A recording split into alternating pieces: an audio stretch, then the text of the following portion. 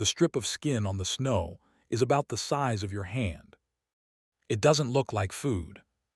It doesn't look like anything you recognize at all, not under that sky, not in this cold. It looks like something from an anatomy drawing, pale, stiff at the edges, a thin border of white fat like frost along one side.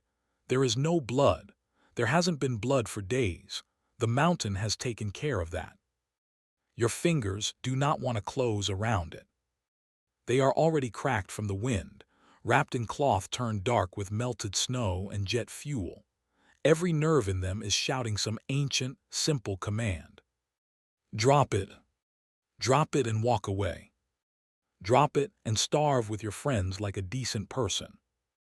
Behind you, the broken fuselage of the Fairchild FH-227D sits half buried in a bowl of white.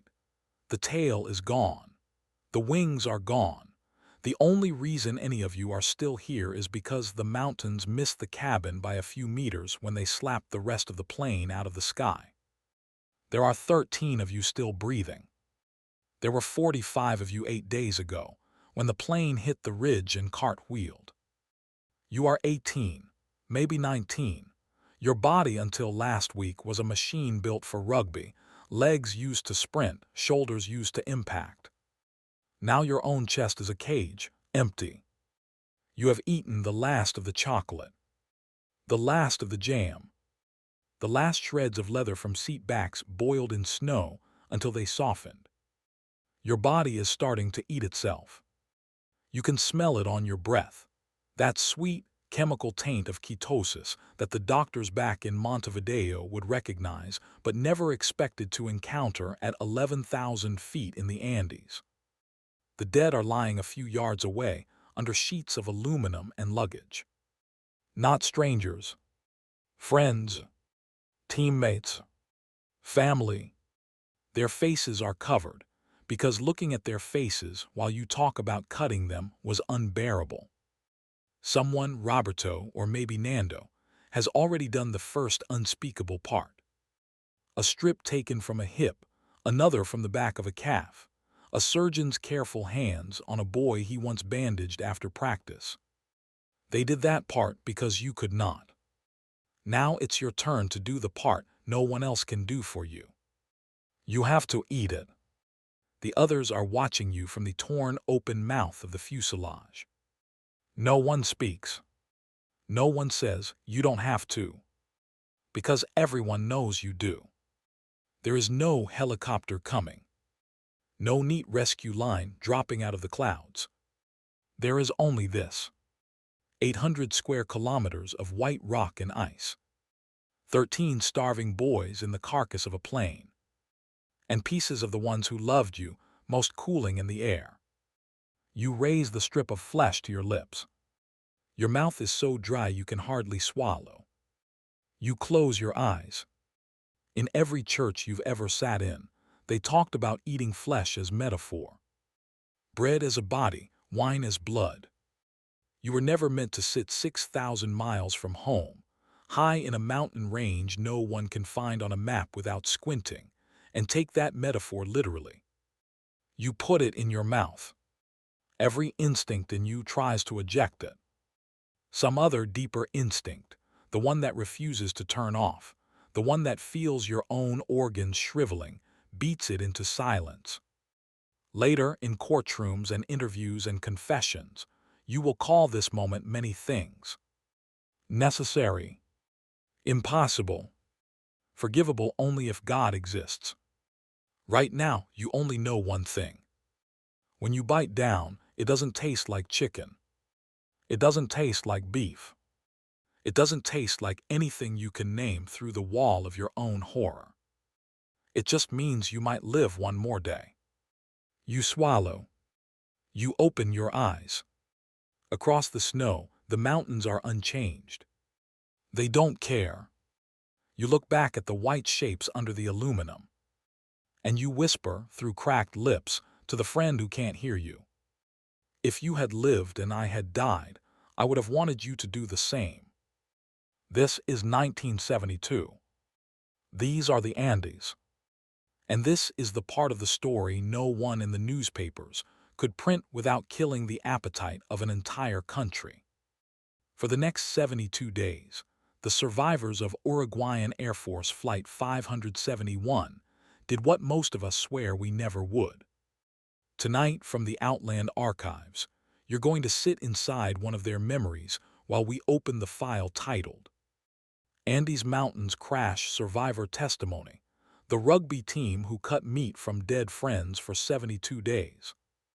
If you click away now, you get to keep saying, "I would never." If you stay, you don't. The official title of the accident is clinical. Uruguayan Air Force Flight 571, Accident in the Andes, 13 October 1972. It sounds like a line on a chart. It does not sound like a plane full of young men and their relatives slamming into an Andean ridge at roughly 350 kilometers an hour and tumbling down a glacier like a toy. Before anyone cut anything, there was the crash. Before there was the crash, there was a rugby team and a bad decision about weather. The people on the plane. In October 1972, the Old Christians Club of Montevideo were not famous. They were a good amateur rugby side. They were young, mostly between 18 and 24. They were the sort of boys who played for the joy of impact and camaraderie, not for TV rights. They chartered a Fairchild FH-227D from the Uruguayan Air Force to take them to Santiago, Chile, for a friendly match. On board, 19 members of the team, 12 of their friends and family, 5 crew from the Air Force, a few additional passengers who bought spare seats. Total 45 souls. The mood leaving Montevideo was high. They were going to play rugby on the other side of the Andes. It sounded like a film. They joked, played cards, threw paper balls down the aisle. Someone's mother handed out sandwiches. Someone else passed around a guitar. There was turbulence crossing the plains. Nothing unusual. The real trouble began when they hit the mountains. Not literally, not yet. First they hit cloud. The weather and the wrong valley. The day they flew, the Andes were wrapped in a mess of cloud and snow. The pilots, Lieutenant Colonel Julio Ferradas and co-pilot Dante Laguerrara, were experienced but not infallible. They had a route. They had instruments. They did not have modern GPS. Over the mountains, as cloud closed around the Fairchild, visual references went. So did accurate sense of position. Radio contact with Santiago told them to expect turbulence and poor visibility. It did not tell them they were about to fly down the wrong valley. The official accident investigation would later reconstruct this part with cruel hindsight. The crew misjudged headwinds. They thought they had already passed the highest part of the Andes. They began to descend too early. The pilots believed they were on the western side of the Cordillera, clear of the worst peaks. They were not. They were still deep in the Andes interior, surrounded by mountains taller than anything in their training. In the cabin, no one knew any of this. They felt the plane start to drop. Ears popped. Someone made a joke about getting closer to the Pisco. Outside, the temperature fell, and the snow thickened into a white wall. We're going to crash.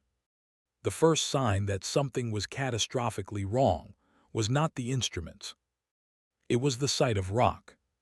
Passengers near the windows, those who hadn't given in to boredom and pulled the shades down, saw the curtains of white rip open for a second to show a dark, jagged presence much too close. A mountain. Then 3. Then a ridge that filled the world. The pilots pulled up. Too late. The plane's tail hit the first ridge. It snapped clean off and vanished into cloud, taking the tail section and several passengers with it. For a heartbeat, the rest of the aircraft continued forward, nose up. Then the wings struck another outcrop. One tore loose. The fuselage, now a white cylinder without controls or lift, became a projectile. Inside, everything that was not bolted down became shrapnel. Seats ripped from the floor. Bodies slammed into bulkheads. 2 rows of seats sheared out of the floor and went flying forward like battering rams, crushing those ahead. Someone screamed. Someone else did not get the chance. The cabin lights went out. The fuselage, still somehow mostly intact, slammed belly first onto the upper edge of a glacier. It began to slide. Imagine a bus dropped onto the top of a ski run, turned sideways and left to go. Metal screamed. Snow and ice blasted past the windows.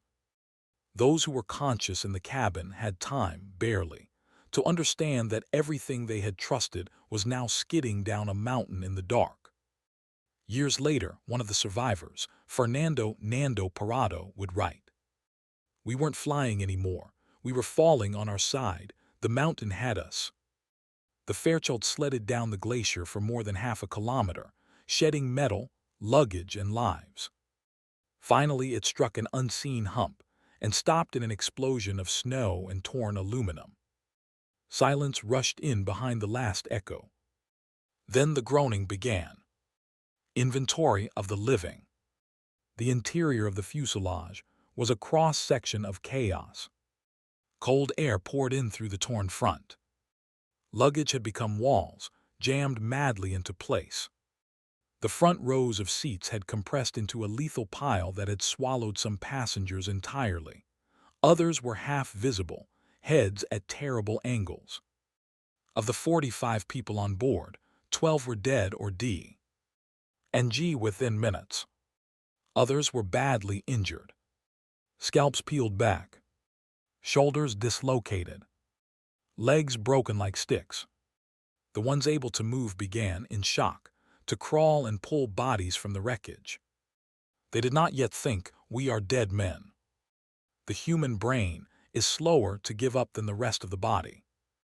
They thought, "We crashed. Rescue will come. We just have to survive until it does." In the first hours, survival looked almost like a rugby job. Stop the bleeding. Share the blankets. Make jokes so the younger ones don't panic. The sun went down early on that first day. The temperature dropped to -20 and kept going.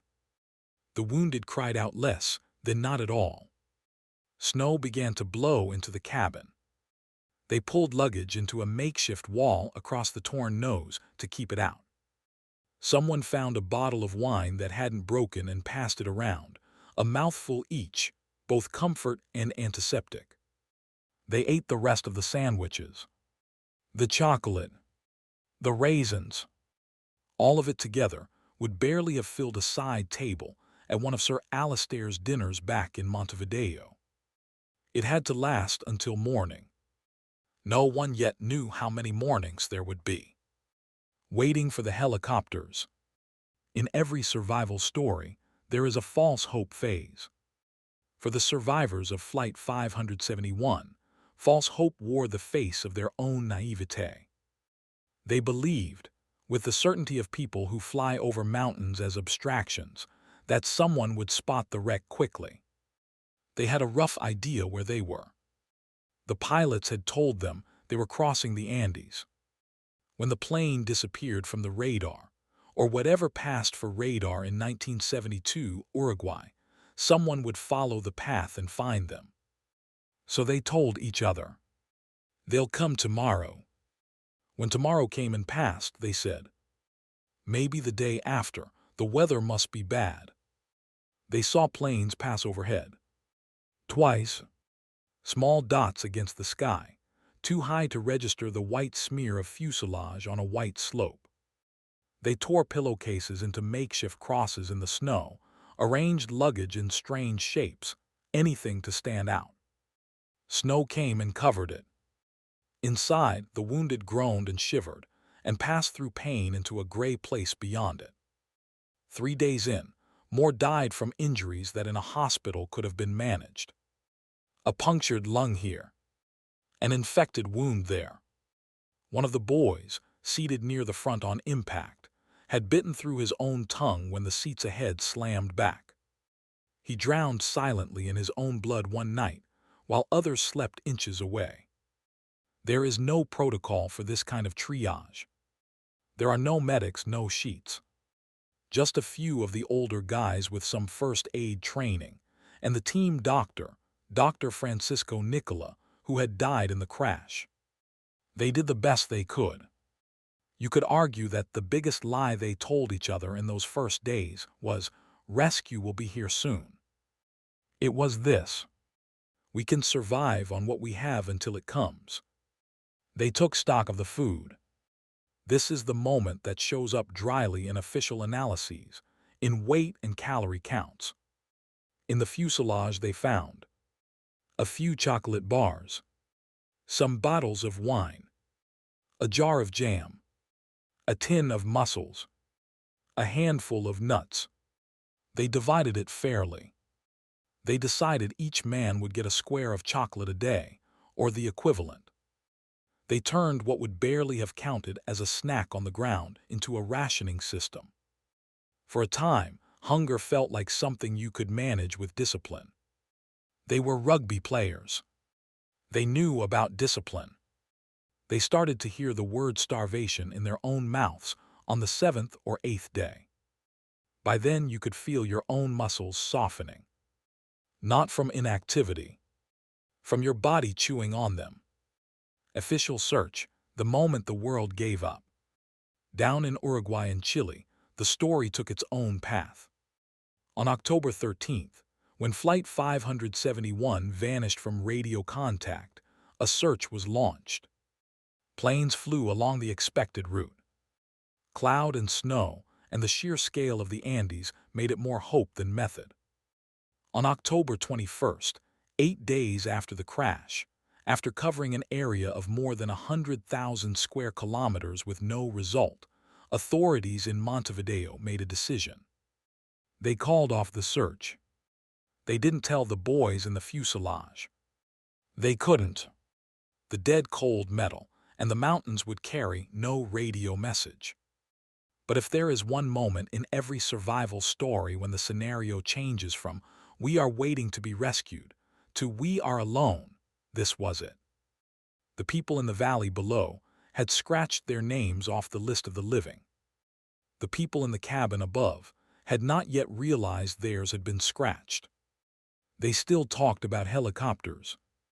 They still jumped whenever a distant engine note hinted at rotors.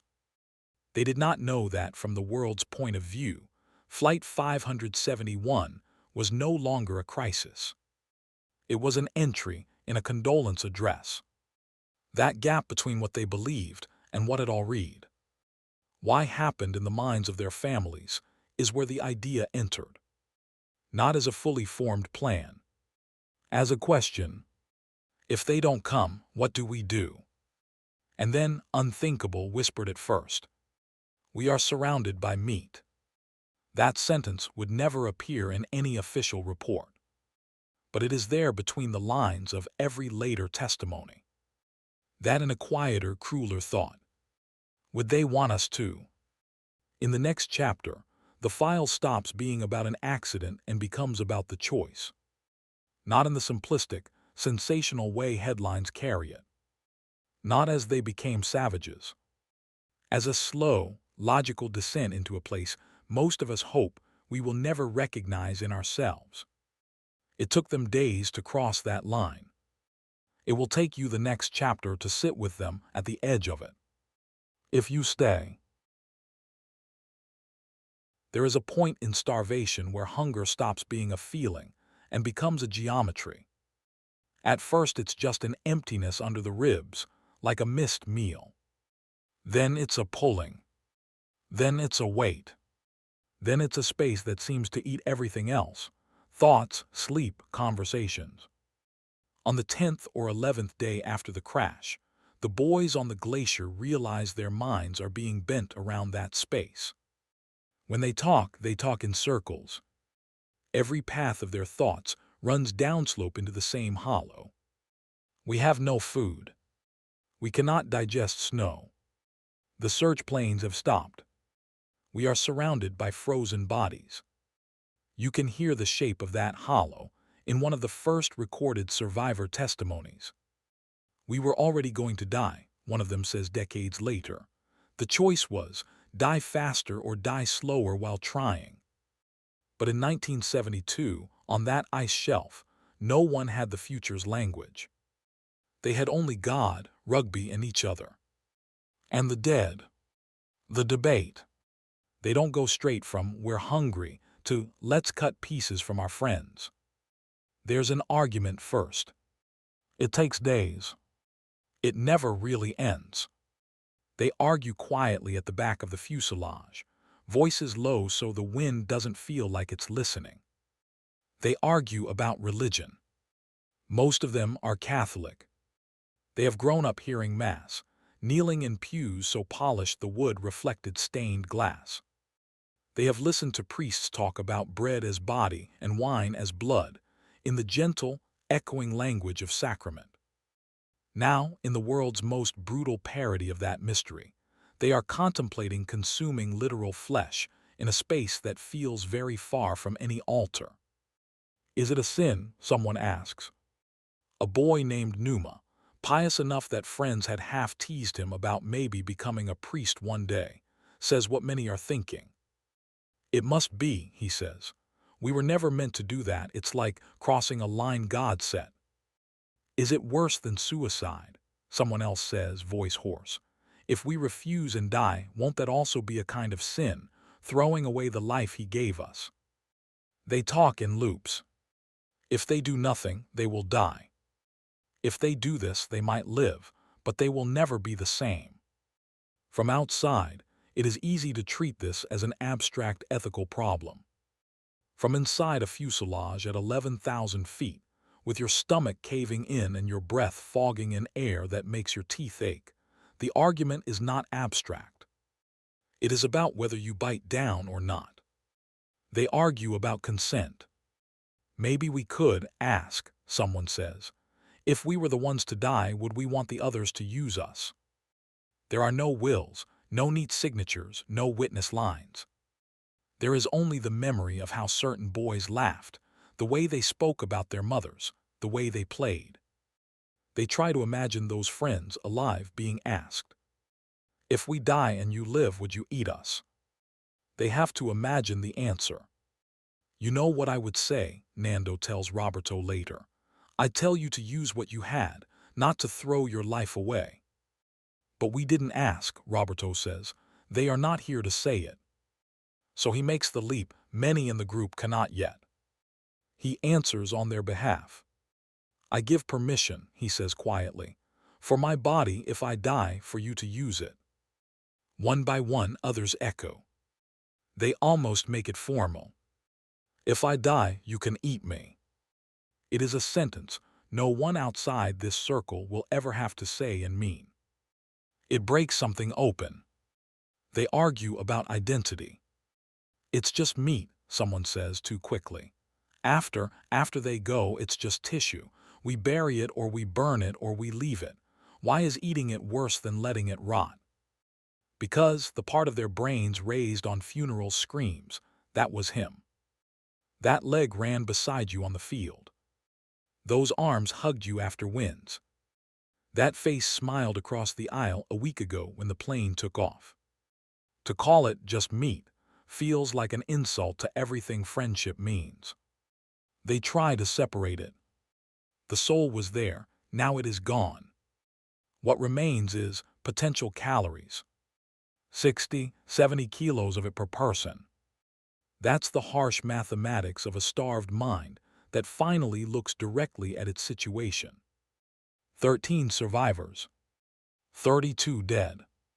If rescue does not come, those numbers will narrow. They argue about hierarchy. Whose bodies would be eligible? Not the women, they say at once.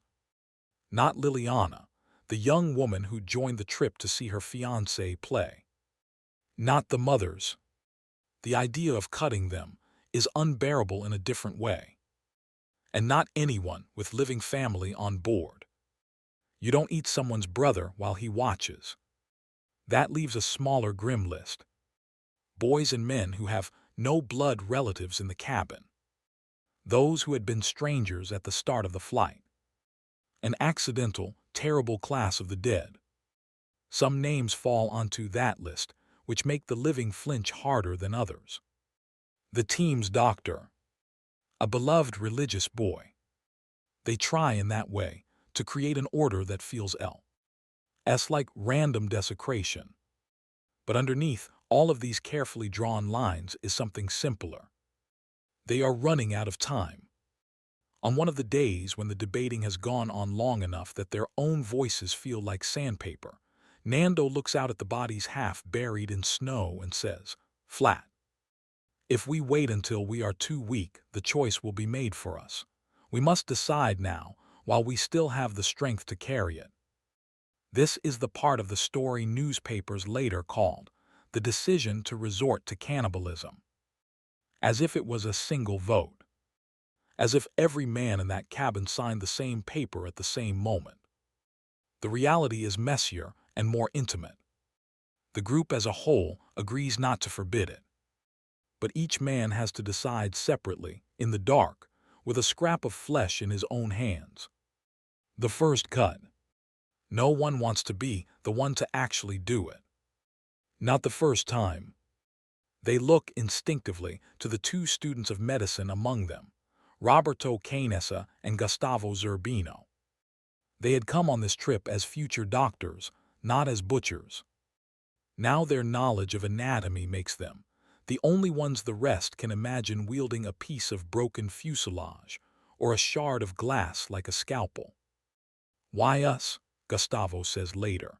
Because we knew where the muscles were, because we could see the body as a diagram long enough to move the knife.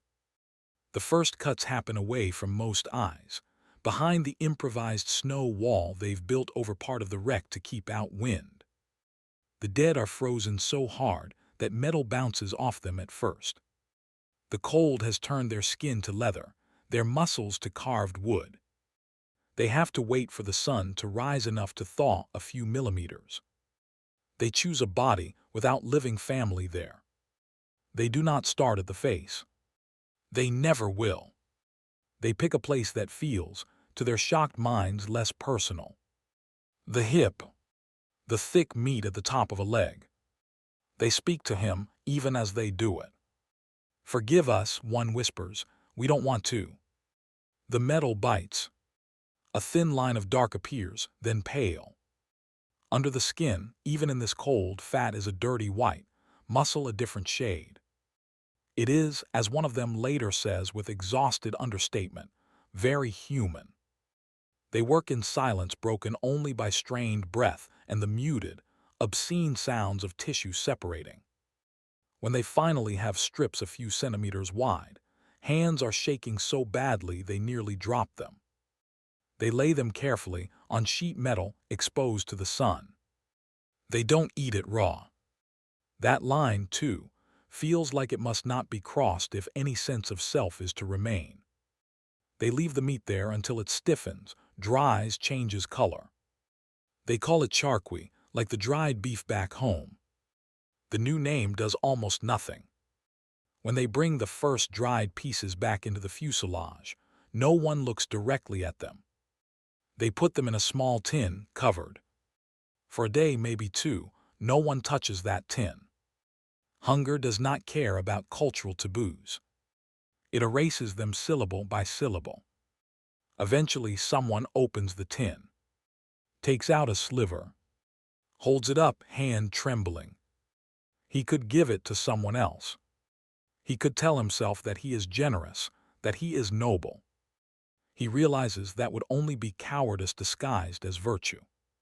So he puts the piece in his own mouth. He chews. He swallows. The others watch.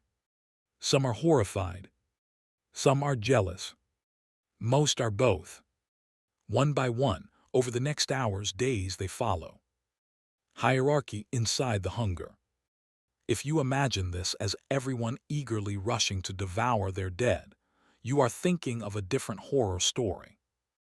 Reality on the glacier was organized in a way that kept some of their humanity functioning, even as they violated one of its deepest taboos. They created rules. No one could be forced to eat. No one's portion would be taken from a relative's body. The cutting would be done, as much as possible, by the same 2 or 3 volunteers, so that the mental burden did not spread further. Pieces would be small and eaten almost ritually, a finger's breadth at a time, with a whispered thanks or apology. One of them describes it in terms that sound like a twisted mass. We prayed before eating. We were thanking them. We believed their souls were with God already, not in what we ate. They made a hierarchy of the dead. It was grotesque and pragmatic. Those who had been strongest in life, leaders, doctors, the devout, became, in this new logic, the ones whose bodies could give the most. There is something deeply human in that, and deeply awful. They did not talk about it often. When they did, they used euphemisms. They talked about calories and survival. They did not say, "We are ranking our friends' bodies by how much we can take from them." Yet that is what they did. Inside the fuselage, another hierarchy solidified. The expeditionaires, Nando and Roberto, later joined by a few others, who would eventually walk out for help. The doctors, the rear, who would manage the cutting and distribution. The weaker ones, who stayed wrapped in blankets conserving strength. When they spoke to each other, the humor changed. It went from jokes about girlfriends and parents to black, clinical one-liners about being the pantry. Long after, one of them would admit, "We never made a joke about eating someone who was lying next to us still alive. We only made jokes about ourselves." Humor was a way of handling the hierarchy. If you can make yourself the object of it, you reclaim a little control. You holding the strip. Imagine you are one of them. You have listened to the debates. You have watched the doctors vanish behind the snow wall and come back pale. You know that without this, you will die. You also know that with it, part of you will feel permanently severed from the person you were 10 days ago. They pass you a piece. It is dry, tough, smells faintly of nothing you can identify. You look away toward the jagged horizon. You see nothing out there that cares whether you live or die. No helicopter. No road. Just white and rock, and the occasional distant sound of snow shifting under its own immense weight. You think of your mother. Of what she would say if she could see you now. You think of the friend this came from. Of the conversations you had with him on the bus, laughing about silly things, the shape of his ears, the way he always dropped the ball on his left side. You realize if you hesitate much longer, you might break entirely. So you put it in your mouth before your mind can veto. It's cold, texture more than taste. You chew. You swallow. Nothing in the cabin changes. Snow still pushes at the walls. The wind still moans somewhere out there. No lightning strike. No voice from the clouds. Just a tiny shift inside your own body as it receives something it recognizes, chemically, not morally. Later that night, your hands shake a little less. You sleep a little longer. You wake with your lips cracked, tongue dry, stomach still empty, but some deep internal alarm has quieted a notch. In the morning, you find you can still look at yourself enough to walk out onto the snow and pee without wanting to tear your own skin off. Survival in that place is measured in these brutally small victories. The avalanche. As if this new reality were not enough, the mountain decides to adjust the hierarchy in another way. On the night of October 29th, 17 days after the crash, a storm builds. The fuselage is half buried now. They've banked snow and luggage around it to keep wind out. They huddle inside, 13 of them in that small metal tube. Their world shrunk to the size of a railway carriage. Snow begins to fall hard. They hear it hiss and layer. They do not hear the crack in the cornice above. They only hear the world move. A wall of snow slams into the fuselage and over it. The little cabin becomes a coffin. Those at the edges are pinned against seats and walls. Those in the center are buried. Snow fills mouth, nostrils, ears. For long seconds, minutes, they are back inside the silence of the crash, unable to understand which way is up. In that chaos, 8 more survivors die, some of them the ones who had held the group together spiritually. Numa, the boy who worried so much about sin. Liliana, the one woman still alive. Others whose names are carved now on memorials, but in that moment are simply air gone cold. When the living claw their way up through the snow blockage, digging with bare hands and bits of metal, they find the cabin smaller. Their number is down to 16. Of those, several are badly injured. The avalanche buries not just people but hope. Before, they had imagined the worst already happened. Now they understand the mountain is not a static backdrop. It's an active player. It can bury them at any time without malice, without reason. They rebuild their wall, this time from snow itself. They dig a shallow trench inside the fuselage, where the dead have been pressed by weight. They cannot take the bodies outside yet. For 3 days, weather pins them inside the narrow tube with their own dead. They sleep on the same floor under which the newly lifeless lie.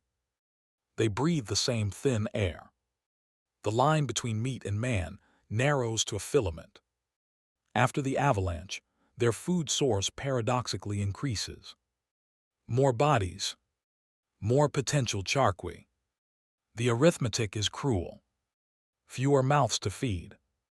More kilograms of available flesh. In survivor testimonies, this is one of the hardest things to say out loud.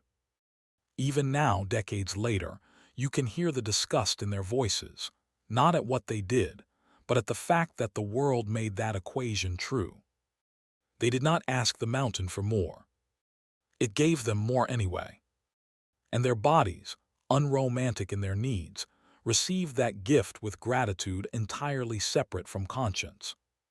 Days 20 to 60, the system. From the outside, when people say they survived 72 days by eating the dead, it sounds like a single event. From inside, it was a system that settled in. Like any awful new routine, repetition made it bearable. Not morally. Practically. Every day, they did some version of the same. Measure the weather. Ration the meat. Check injuries. Repair clothing with scraps of insulation and fabric. Talk about plans. They tried to vary their bodies, needs as little as possible. No running. No wasted movements. Every calorie had to count. The meat itself was, by any culinary standard, poor. Frozen, dried, scraped from bones with bits of metal. They tried to improve it.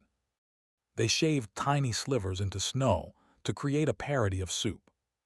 They mixed it with toothpaste for variety. They tried to extract fat and drink it as an energy boost. Your stomach, after 2 weeks of almost nothing, doesn't accept such things gracefully. Many threw up the first times. But the body is adaptable. After a while, it took in what it was given. In that period, something else shifted. The worst shock faded. They no longer burst into tears every time they chewed. They could talk about other things, family, football, politics, for minutes at a stretch before the conversation inevitably curved back to food and rescue. Those 2 words became the outer rails of their thinking. Inside that mental corridor, they built small lives. They told stories. They played a version of rugby with snowballs. They argued about who would win a hypothetical World Cup that might happen in some future, they weren't sure they'd see. If you're looking for the monsters in this file, you will not find them in the men. You will find them in the indifferent mountain, in the accident chain that put them there, and more uncomfortably, in the way all bodies will drive their owners to keep them running whatever the fuel. There is a phrase that appears again and again in interviews. Anyone who says, "I would not have done that," has never been that hungry. It's less a defense and more a statement of what level 2 really is. Not they became something else. They discovered what the survival part of their nervous system would do to protect itself, no matter what the thinking part believed beforehand. That discovery did not ennoble them. It crushed them, and in a different way, it saved them. Because at some point into that 72-day stretch, the fuselage became not just a shelter and a larder. It became a hierarchy they could not exit. Top of the hierarchy, the mountain setting the rules. Under it, the decision to eat the dead. Under that, the daily system they built to stay alive. At the bottom, any individual beliefs they used to hold. When a hierarchy has you like that, there is only one way out. Change the system. Change the place. Walk out of the walls. That's what the strongest of them eventually resolved to do. Because even with the meat, they were still dying. They could feel it in the constant cold, the shortness of breath, the way even small exertions cost them more each day. They realized the cabin had become a slow coffin. If they wanted a different death or life, they would have to go and look for it. Out there, on foot, across mountains they'd only ever seen through the small oval of an airplane window. In the last chapter, the story stops being static. It moves. 2 of them will walk for 10 days over ridges no one in their right mind would choose to cross, carrying meat from their friends in their packs as rations. They will walk out of the hierarchy of the fuselage and into another, larger one. Search grids, press conferences, the morality plays of nations. And you will have to decide what you do with their choice when you put this file down. Because up to now you've been safe, warm, dry listening. In the final chapter, the only honest way to tell this story is to ask where, exactly, your own line is. If you're still sure you know. By early December, the cabin had become a world that could not last. They had carved out routines. They had made rules around the dead. They had found a miserable equilibrium between blasphemy and gratitude. But the glacier did not care. The cold was indifferent. So was the altitude. So was time. Even with meat, the numbers were going the wrong way. Muscle wasted. Coughs deepened. Cuts did not heal. They were not living. They were not yet dead. Something had to give. Drawing lots with death. They had talked about sending someone out from the beginning. In the first week, it had been fantasy. Boys pointing at mountains through the broken windows and saying, "It can't be that far," with the optimism of people whose bodies still had reserves. After the avalanche, talk became more serious. Maps were drawn in the snow. Memories of the pilot's last words were debated. "He said we were near Curacao," someone insisted. "He said we had passed the highest point," someone else said. "Then why are there peaks above us?" Another countered, gesturing at the walls of white rising on all sides. Eventually, it came down to this. If they stayed, they would all die. If someone went, some of them might live. It was not a heroic calculation. It was arithmetic. They decided not to order anyone. Volunteers stepped forward. The 2 clearest choices were Nando Parado and Roberto Canessa. Nando, who had been thrown through the cabin on impact and left in a coma for 3 days, had come back from the edge different. He had lost his mother and sister in the crash. Something in him had stiffened around that loss. I had nothing left, he would say later. No family to go back to, so I had only the job. Roberto, the medical student, had been cutting and distributing flesh for weeks. He had watched ribs and cheeks sink. He had seen each man's decline in clinical slow motion. He could not watch passively any longer. If we keep waiting, he said, we are not survivors, we are just people who are not dead yet. They knew the risks. They had tried shorter expeditions, day-long pushes along the valley and back, scouting for a way out. Every turn had led to more walls of rock. But they had also gained knowledge.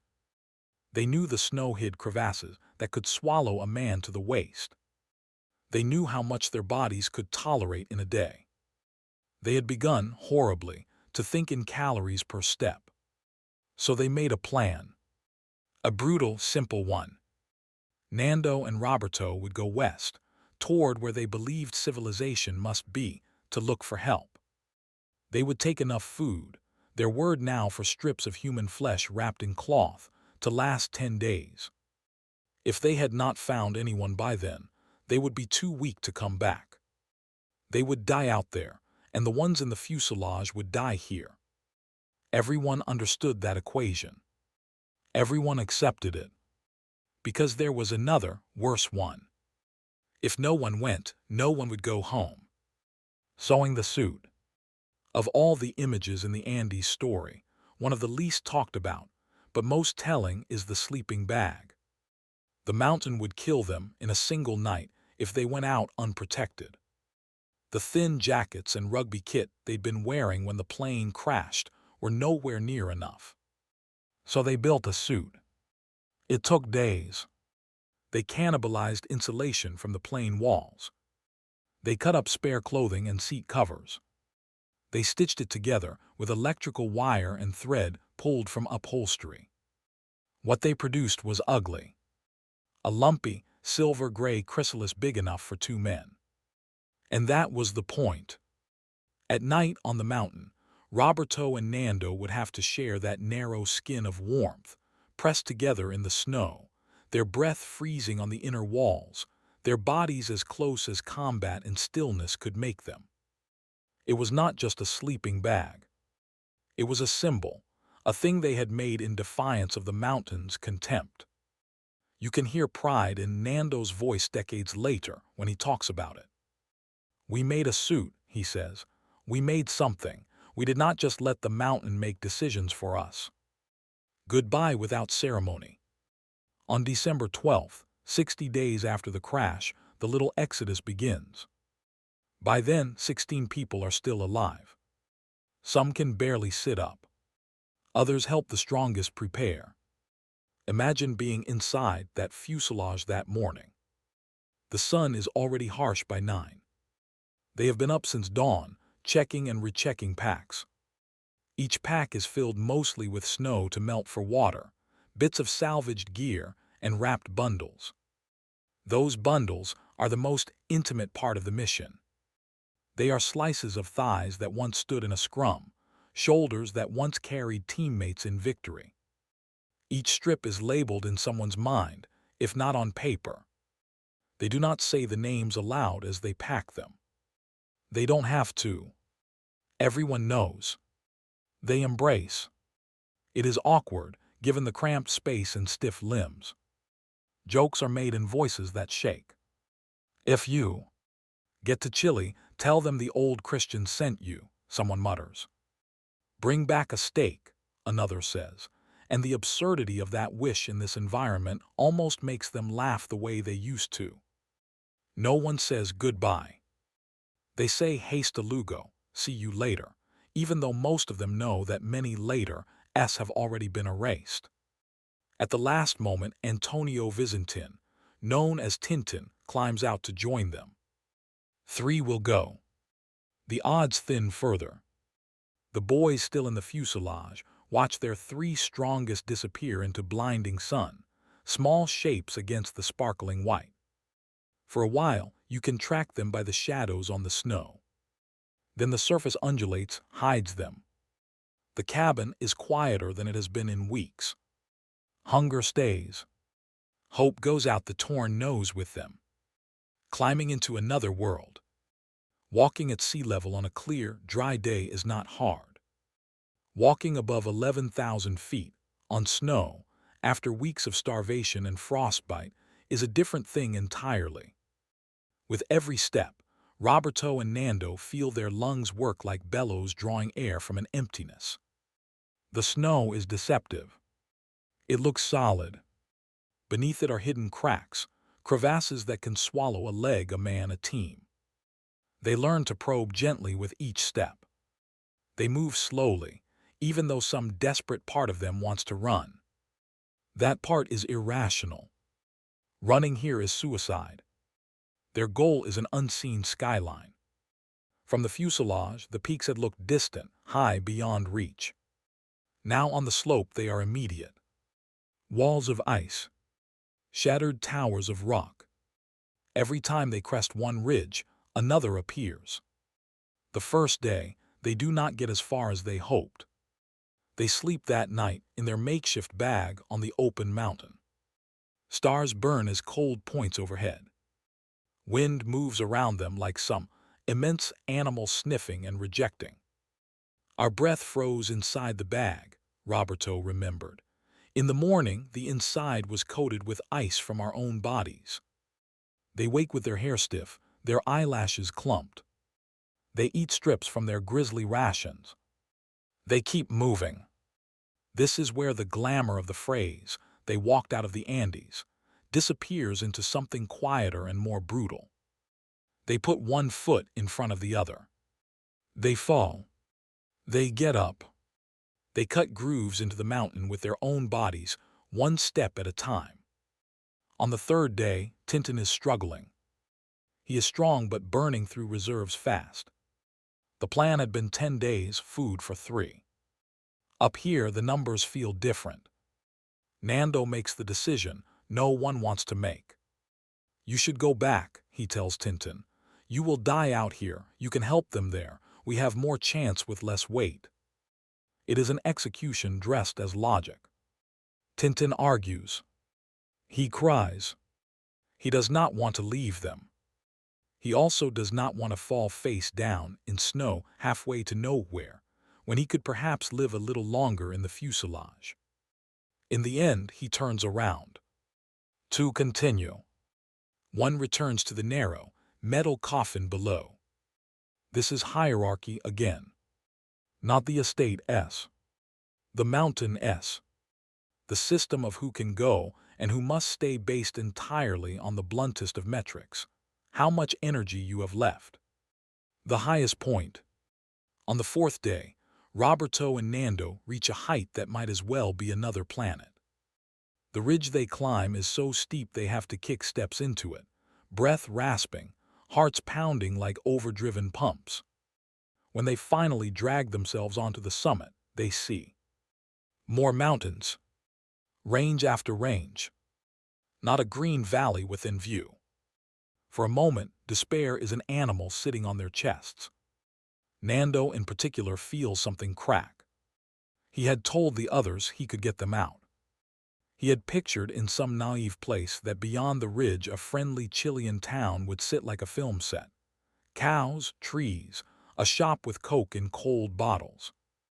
Instead there is only white, gray, blue. A horizon of knives. But he notices something else. Not ahead. Behind.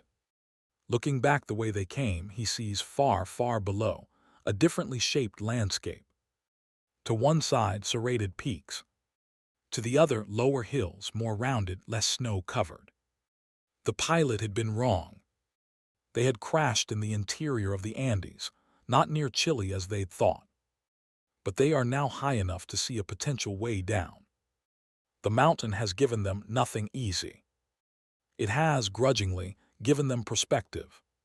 From that point, they no longer wander blindly.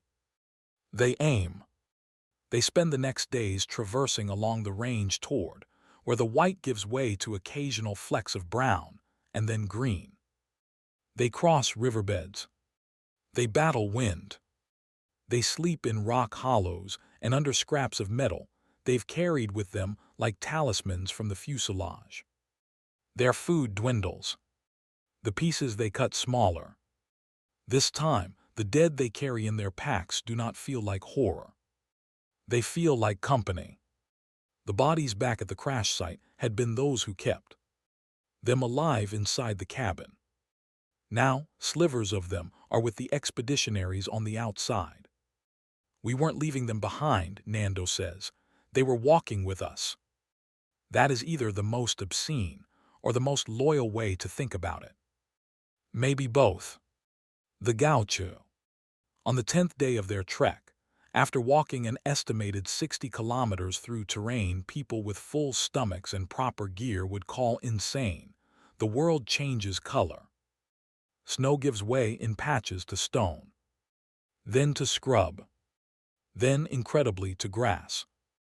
They come over a rise and see something so small and ordinary it might as well be a religious vision. A tin can. Rusting, empty, human. Not a rock, not ice. They are still in the high country. But they are now in a place where other humans have been recently enough to leave trash. They push on. Their bodies want to collapse. They do not. Some primal part of their brains has smelled the possibility of survival. In the official narrative, this is where hope returns. In their own memories, it is messier. Yes, there was hope, Roberto says, but there was also fear. Fear that we would find no one. Fear that we would be the last to carry the story of those behind and then die with it. Late on the 10th day, as they are moving along a river channel, they see movement. Not rockfall. Not a condor. A horse. Dark against the stones. For a second, they think they are hallucinating. Then they see the man on its back. A gaucho. A Chilean herdsman named Sergio Catalan. They are on opposite sides of a raging river. They shout. Their voices are thin from disuse and altitude. He doesn't hear at first. They wave. He finally sees them. He thinks, understandably, that they are some kind of mine workers or lost trekkers.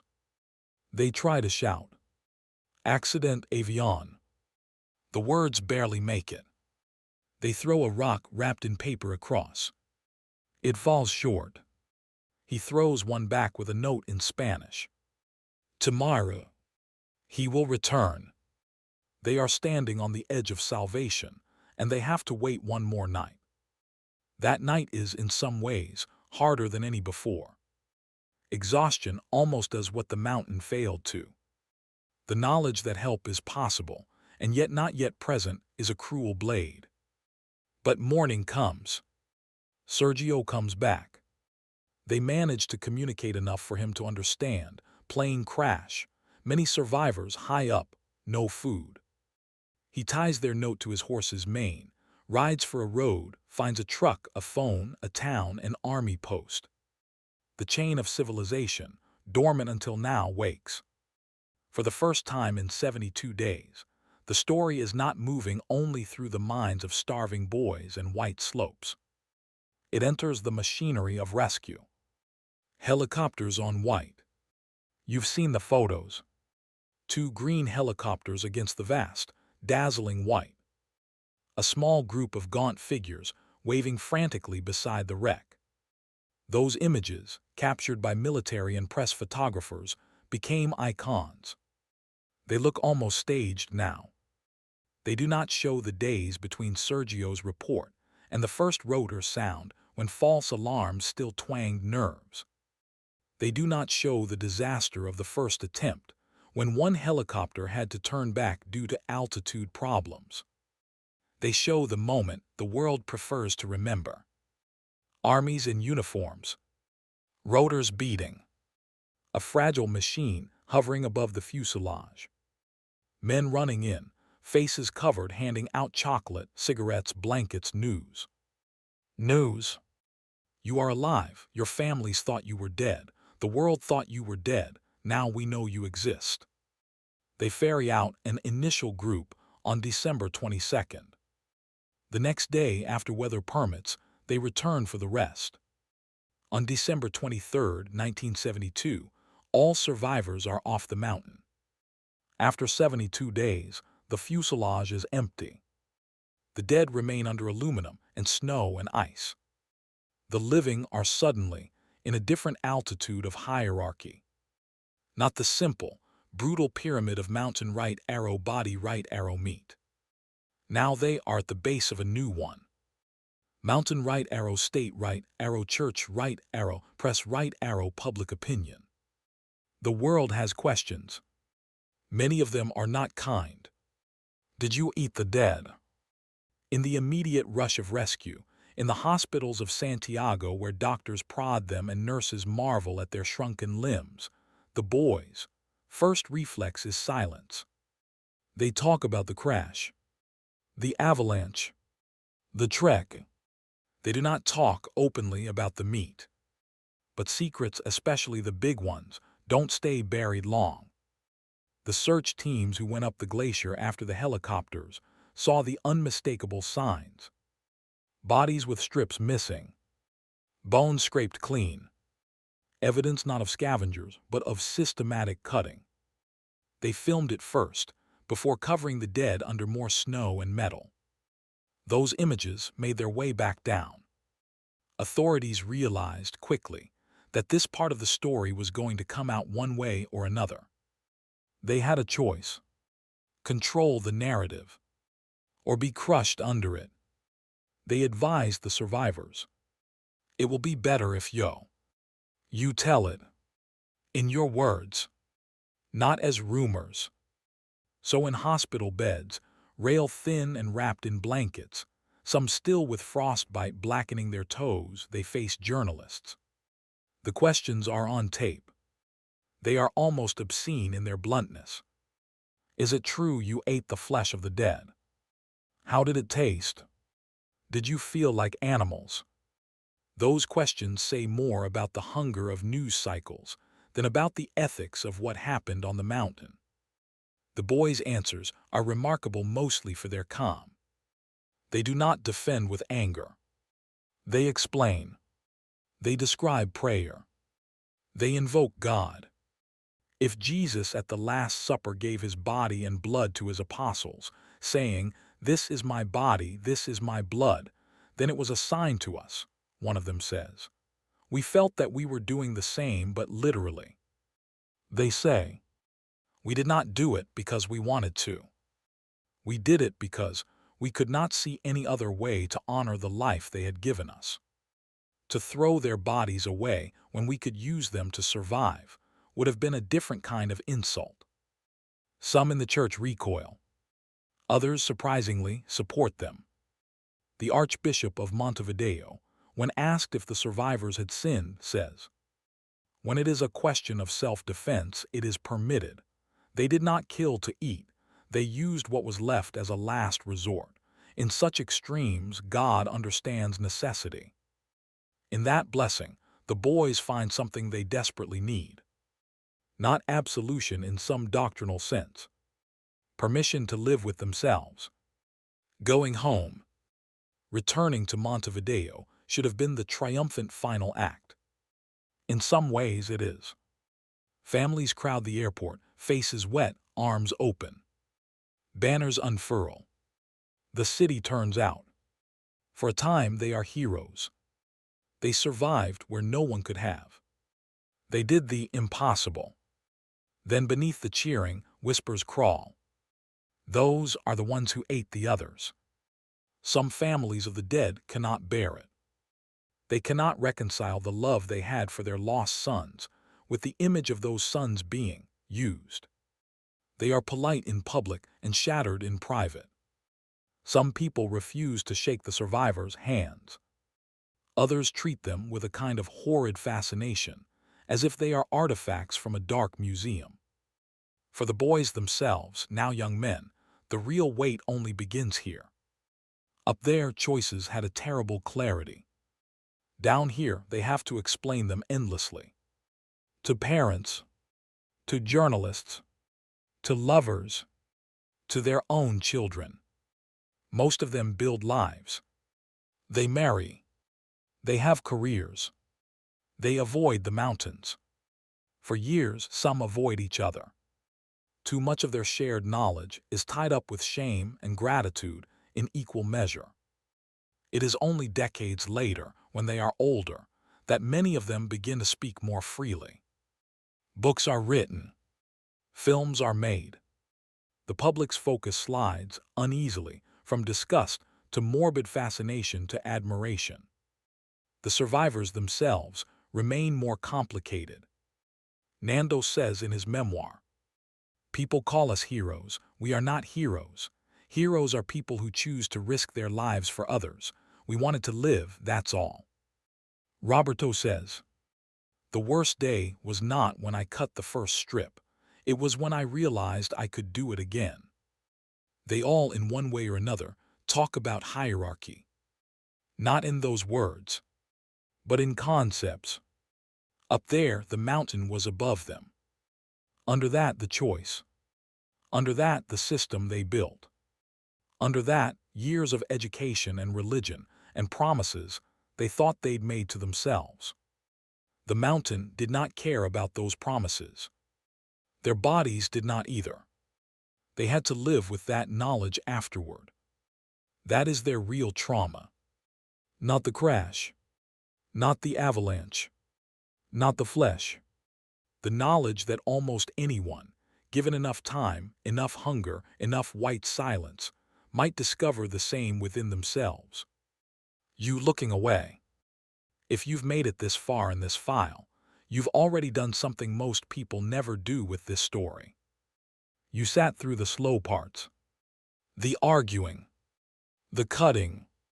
The walking. Most retellings rush to the sensational pivot, then sprint out. Either, "Look how savage they became," or, "Look how admirable their will to survive was."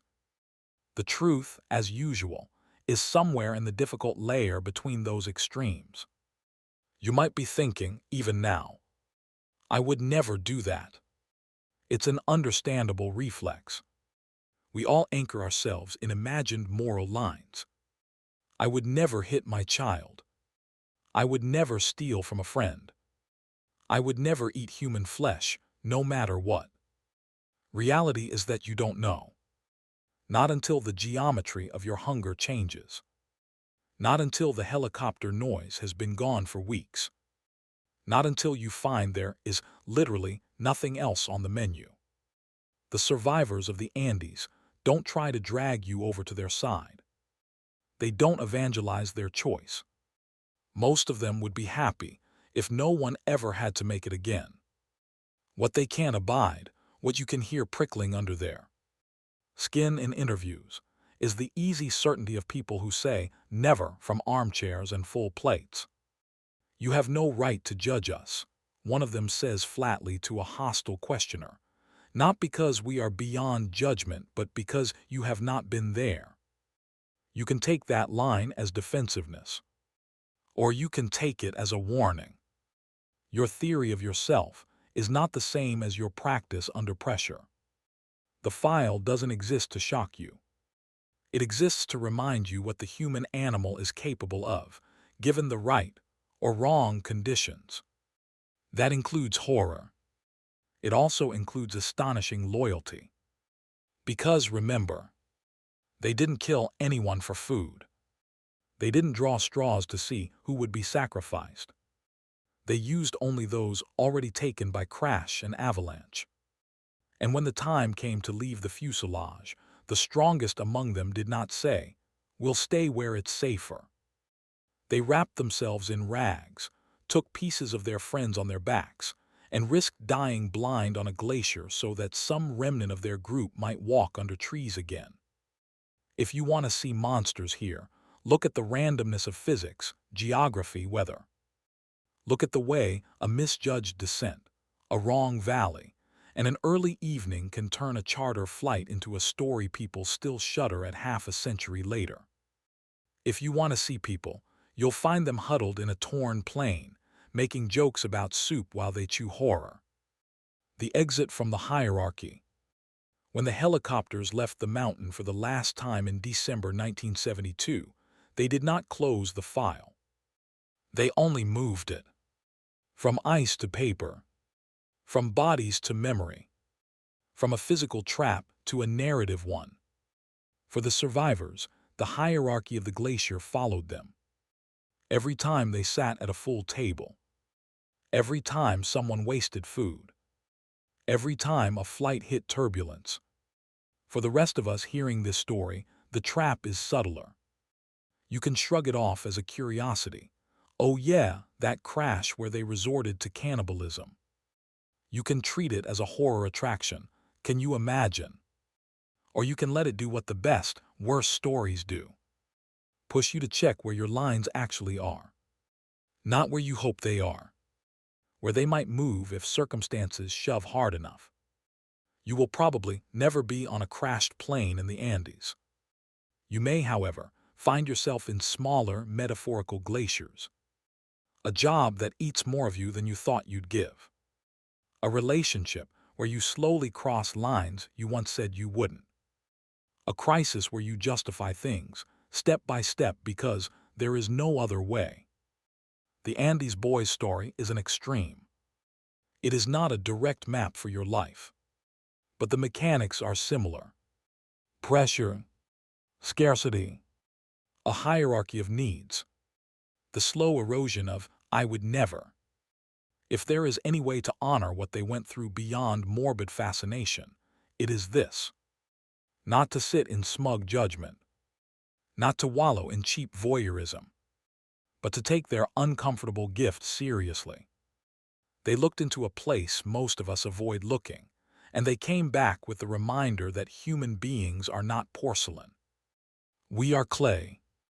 Under heat and weight, we deform. Sometimes we break. Sometimes we harden. Sometimes, horrifyingly, we both survive and carry the scars. In Montevideo, at the site of the memorial, there is a phrase carved in stone. The world to its dead, the dead to its world. They brought their dead down the mountain in pieces inside their own bodies. Then they had to bring that impossible act back into the world and live with it among people who had never felt that hunger. You, watching this, have the easier role.